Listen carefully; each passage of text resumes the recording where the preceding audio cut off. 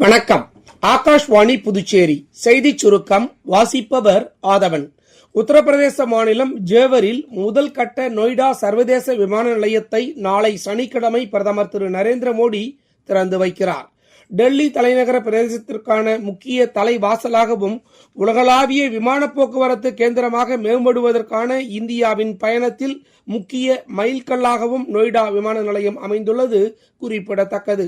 இந்தியாவின் பெட்ரோலியம் மற்றும் எல்பிஜி வரத்து நிலவரம் முற்றிலும் பாதுகாப்பாக கட்டுப்பாட்டிலேயே உள்ளதாக மத்திய பெட்ரோலியத்துறை அமைச்சகம் தெரிவித்துள்ளது.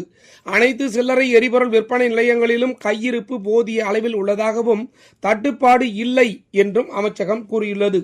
புதுச்சேரியில் சட்டமன்ற தேர்தலுக்கான வேட்புமனுக்களை விலக்கிக் கொள்ளும் அவகாசம் நேற்று பிற்பகல் 3 மணியுடன் முடிவடைந்த நிலையில் இதுவரை வெளியாகியுள்ள விவரங்களின்படி காரைக்கால் நெடுங்காடு தனி தொகுதியில் 6 வேட்பாளர்களும், திருநள்ளாறு தொகுதியில் 9, காரைக்கால் வடக்கு தொகுதியில் 9 மற்றும் காரைக்கால் தெற்கு தொகுதியில் 8 வேட்பாளர்களும் இறுதியாக தேர்தல் களத்தில் உள்ளனர்.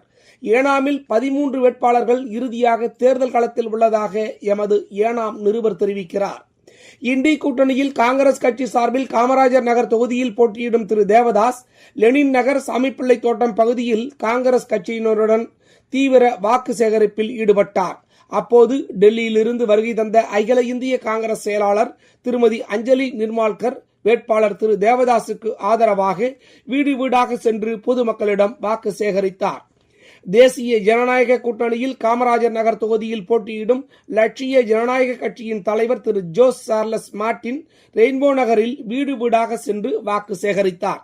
அவருக்கு ஆதரவாக பாரதிய ஜனதா கட்சியின் அகில இந்திய மகளிர் அணி தலைவி திருமதி வானதி ஸ்ரீனிவாசன் திரு ஜோஸ் சார்லஸ் மார்டினை ஆதரித்து காமராஜர் தொகுதிக்கு உட்பட்ட பல்வேறு பகுதிகளில் வீடு வீடாக சென்று வாக்கு சேகரித்தார்.